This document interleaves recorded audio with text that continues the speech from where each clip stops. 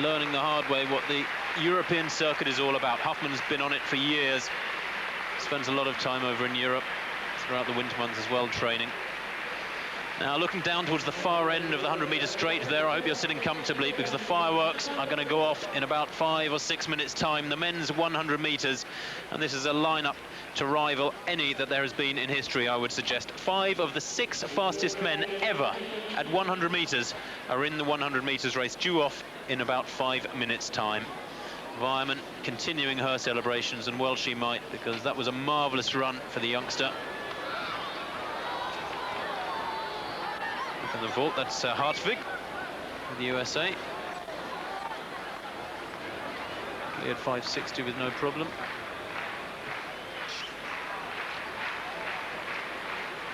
Well, you can feel a buzz still going around the crowd here after Weiermann's victory, but it may well also be a buzz of anticipation for this 100-meter race. And yes, it's been billed as the Olympic final, but of course that will be for real in a few weeks' time, and probably this race tonight may well be forgotten after Atlanta, but how important it will be leading into the games in terms of psychological advantage gained by whoever comes away with the performance tonight. Of course, the one who will win will tell everybody everything's on song and he's looking forward to Atlanta, and the ones who come second, third and fourth will say, well, it didn't really matter tonight, did it? Certainly Frankie Fredericks was honest enough to the media here yesterday. He said, yes, this race is very important to me. I think what happens here will affect the race in Atlanta. When you're lining up in your blocks in Atlanta and you know you've beaten everybody already, these men, remember, feed on confidence.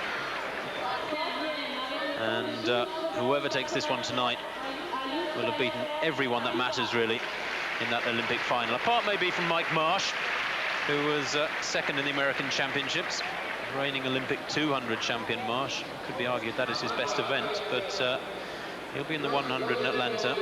He'll be the unknown factor after tonight's race. And as Steve says, each race is a totally new situation. Tivonchik here, former Belarus citizen. He's been German for a couple of years now and holds the German record.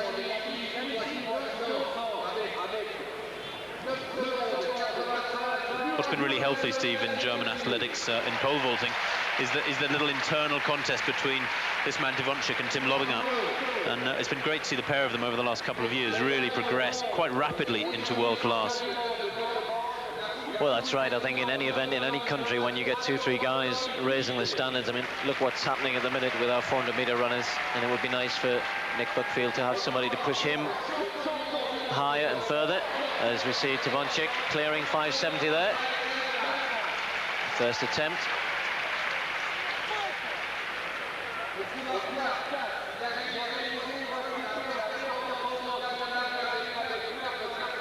Well, if competition is what you're after, then this 100 meters coming up is certainly going to provide that.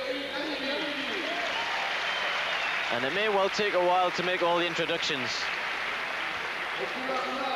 because they've all got pretty good CVs.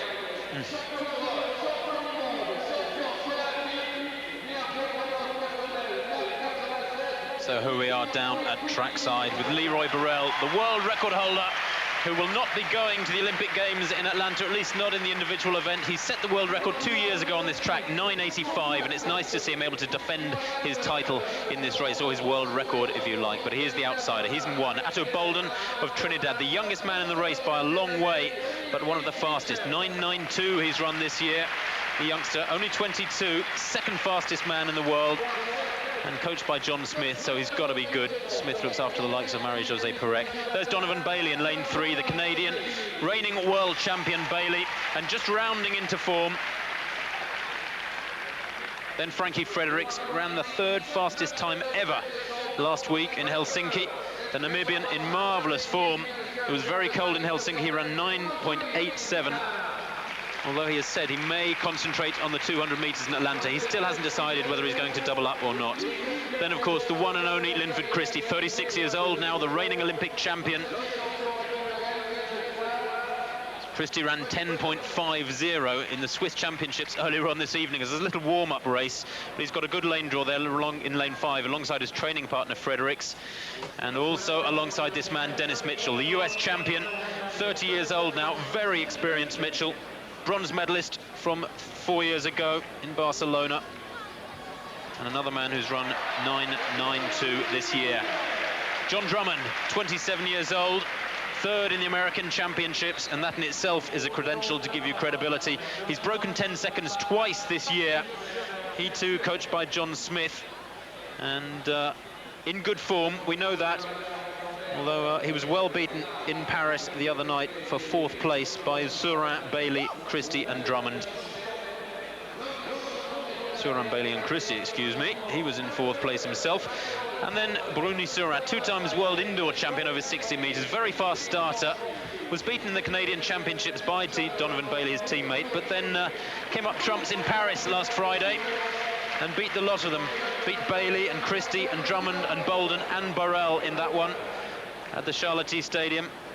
And maybe he's at last realising the potential he's shown so many times indoors. He is the reigning World Championship silver medalist, SURIN, but the strength of this field is very, very tough. He's in lane 8, and that really is an indication of that. Who's your money on, Steve? Oh, thanks, Tim. I think it will be close, but I'm going to put my money on Frankie Fredericks. I think he's been in such good form. I think he's the man with a mission, if you like. That's not to say that the likes of Linford CHRISTIE don't have the same mission, but I think Christie has his eyes more firmly set on Atlanta and getting himself in shape for that.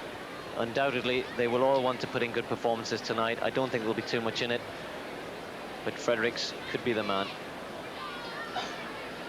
So who's your money on? Oh, I'm not a betting man myself. Just go through that lineup for you once more, so you really have got a good idea where the strengths are. Leroy Burrell, the world record holder, on the far right there in lane 1. Very much the outsider, coming back from injury, but not really in world record shape at the moment. Ato Bolden, the young Trinidad man, 22 years old. He's in lane 2. He could take it. World number 2 this year. Donovan Bailey, world champion, is 3, just rounding into form. Fredericks, Steve's favourite, and the fastest man in the world this year, is in lane 4. Christie, the Olympic champion, in 5, never write him off. Mitchell in 6, the American champion. That has got to be impressive. Jon Drummond, 2nd in the American Championships, in 7, and nearest the camera in lane 8, SURIN of Canada.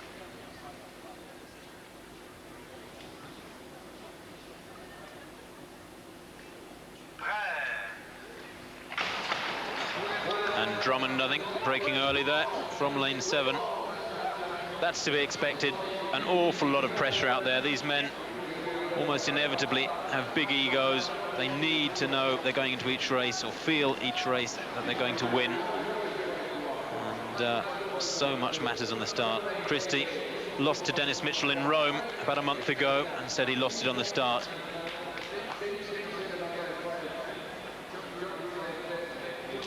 Well, an awful lot of tension at the start there. Went very, very quiet in the whole of the stadium. And this will be a dry run, if you like, for Atlanta. Still a slight headwind in that home straight. To their marks then. For the second time, 1 full start to Jon Drummond in lane 7. Burrell, Bolden, Bailey, Fredericks, Christie, Mitchell, Drummond and SURIN. The world record track. Can it be done again? Fredericks so close to it last week in Helsinki. He's in lane 4.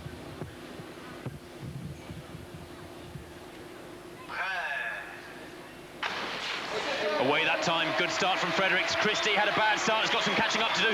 Bailey looks good in lane 3, but Frankie Fredericks is going best of all at the moment. Fredericks is going to take it. 9.86.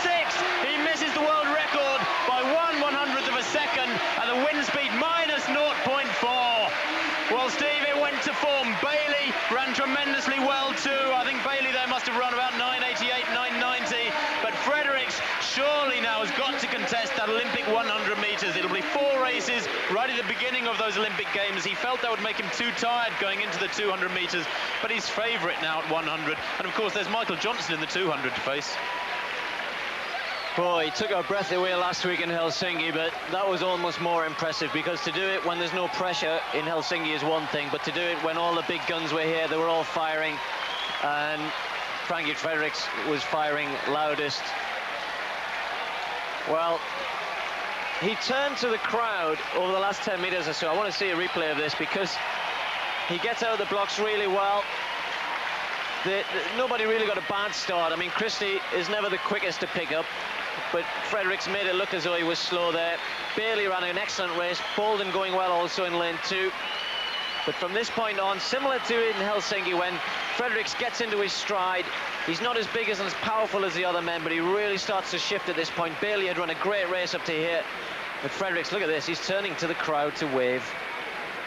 That could have cost him the world record. Into a headwind, I think it probably did. Well, apart from anything else, Steve, I mean, the statisticians will go straight to their books and look at that run, and they'll say that intrinsically it's well worth a world record. Into a headwind, he's missed the world record by the thickness of his vest. And with a following wind like he had in Helsinki, for example, 1.7, we'd have seen him run around 980 there, I think. Christie, incidentally, finishing up in around 5th or 6th place. We'll confirm that for you when the result comes through officially.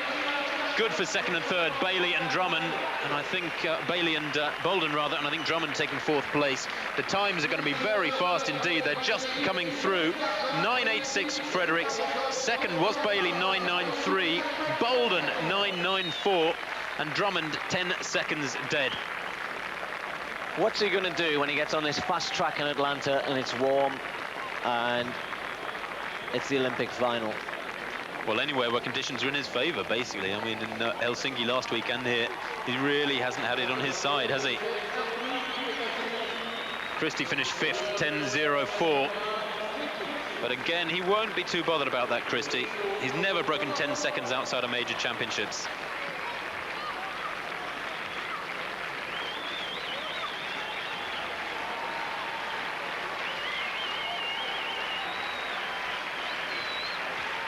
Well, you say Christie may not be bothered, but I think if Fredericks is going to run the 100, which he must now, surely, and Linford is going to the Olympic Games, as he said on Monday at his press conference, to win, then he is going to have to find something. As I said, Linford is good at the championships. He's good through the rounds. He will improve, but I have a funny feeling that Fredericks may also improve a little bit as well. Very impressed with Bailey tonight. But Fredericks there, look at that, turning to the crowd, arms aloft into a headwind, and he just misses the world record. Well, that really has got to send a message to all of the others there. As you said, even to Michael Johnson, who'll be waiting in the 200, of course.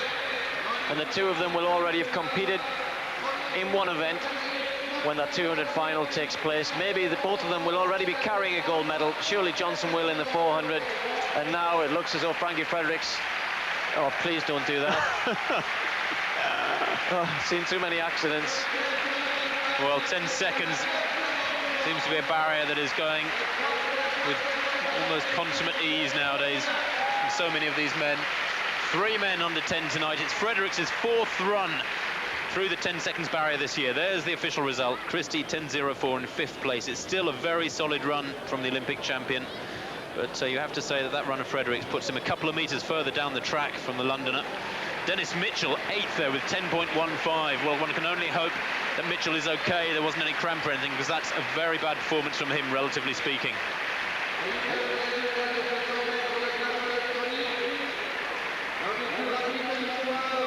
So the centre of attention, Frankie Fredericks then.